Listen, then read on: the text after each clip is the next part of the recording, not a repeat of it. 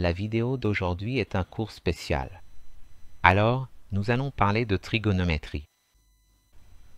Mais avant tout, abonnez-vous à la chaîne, commentez et laissez un like si vous aimez la vidéo. Le mot trigonométrie vient du grec trigonon, qui signifie triangle, et humetron, qui signifie mesure. Autrement dit, la trigonométrie est l'étude des relations entre les côtés et les angles du triangle. Elle est née pour résoudre des problèmes d'astronomie et de navigation, mais aujourd'hui, elle est utilisée en ingénierie, en physique, en architecture, en infographie, parmi de nombreuses autres applications. Un angle est formé par deux droites ou segments qui se rencontrent en un point. La trigonométrie de base commence avec les triangles rectangles qui ont un angle de 90 degrés. L'hypoténuse est le côté opposé à l'angle de 90 degrés. Le côté adjacent est le côté qui touche l'angle et le côté opposé est le côté en face de l'angle que nous analysons. Les principales raisons trigonométriques sont le sinus d'un angle, qui est le côté opposé sur l'hypoténuse, le cosinus d'un angle, qui est le côté adjacent sur l'hypoténuse, et la tangente de l'angle, qui est le côté opposé sur le côté adjacent. D'ici, on peut en déduire que le côté opposé est égal, en passant l'hypoténuse qui ici divise, de l'autre côté comme multiplication, il est égal au sinus de l'angle multiplié par l'hypoténuse. C'est la même chose ici. Le côté adjacent est égal au cosinus d'un angle multiplié par l'hypoténuse. Parce qu'ici c'est une division, on passe de l'autre côté en multipliant.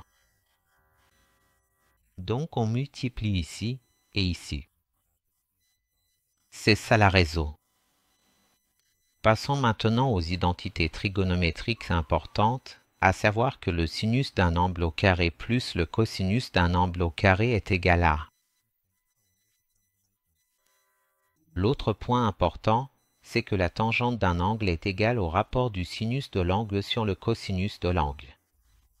Break time égale 0,5 s. Passons à un exercice. Si le sinus d'un angle est égal à 0,6, quel est le cosinus? En appliquant la formule mathématique ici, on a 0,6 au carré plus le cosinus au carré qui est égal à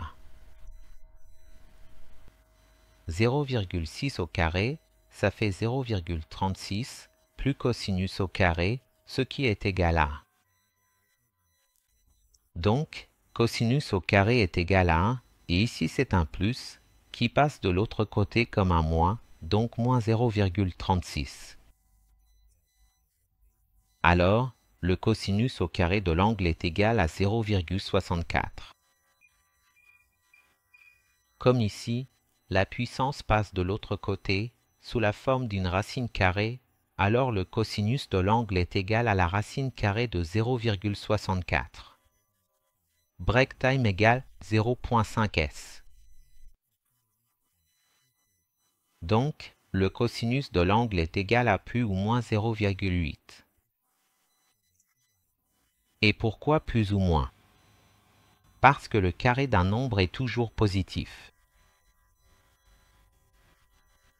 Maintenant, passons à un autre concept. Les angles sont semblables lorsque les deux ont des angles de 90 degrés et que les autres angles sont aussi égaux, comme ici. Des angles de 30 degrés, dans ce cas ici, ce qui reste c'est 60 degrés, parce que le total fait 180. Donc, ce sont des angles semblables. Le sinus, le cosinus et la tangente sont identiques. Si, dans le premier triangle, l'hypoténuse mesure 10 et que dans le second, qui est 2 fois plus grand, l'hypoténuse sera alors 20. Et c'est pareil pour les autres côtés. Maintenant, trouvons le côté adjacent qui est égal à l'hypoténuse, donc 10, multiplié par le cosinus de l'angle, c'est-à-dire le cosinus de 30. ce qui donne 10 fois.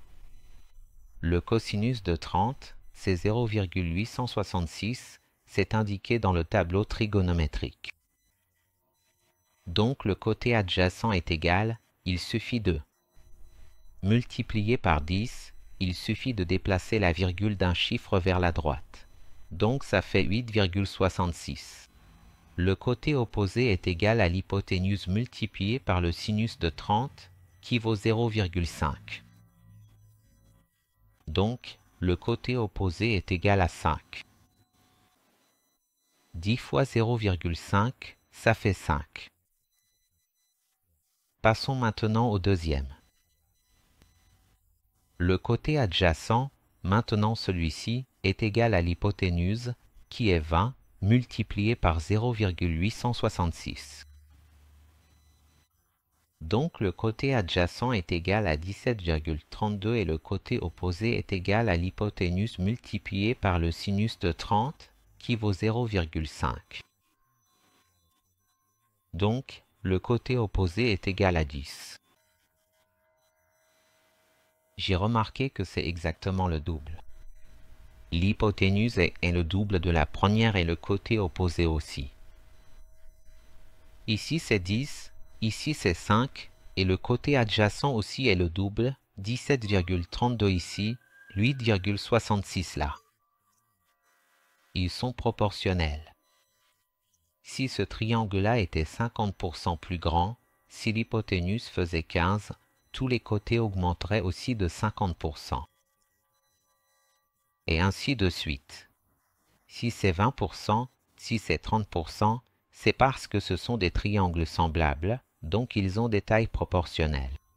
Maintenant, parlons du théorème de Pythagore, qui établit une relation fondamentale entre les côtés d'un triangle rectangle, affirmant que la somme des carrés des cathètes est égale au carré de l'hypoténuse, en appelant ici l'hypoténuse à les cathètes B et C. Alors, en utilisant cette formule, quelle est la valeur de l'hypoténuse? En utilisant le théorème de Pythagore, l'hypoténuse est égale à 3 au carré plus 4 au carré, donc l'hypoténuse au carré est égale à 9 plus 16. L'hypoténuse au carré est égale à 25. Si ici c'est une puissance, de l'autre côté ça devient une racine, donc on a l'hypoténuse est égale à la racine de 25.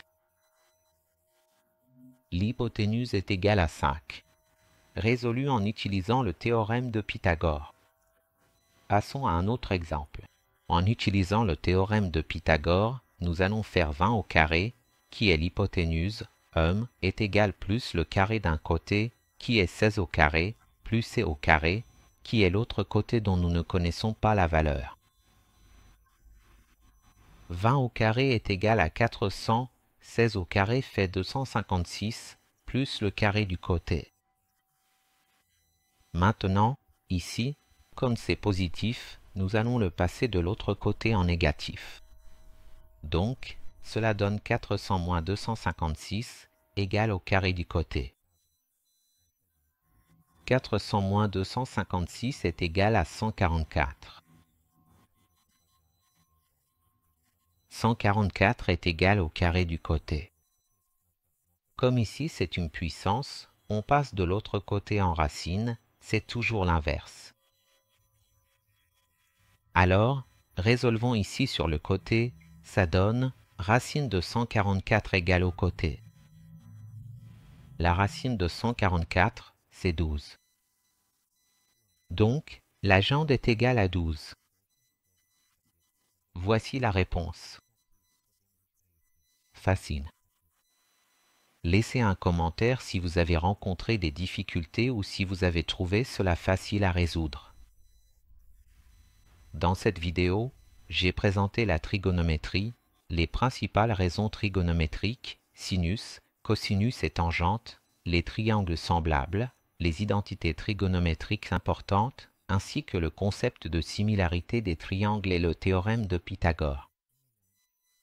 Si vous avez aimé la vidéo, abonnez-vous à la chaîne et laissez un commentaire.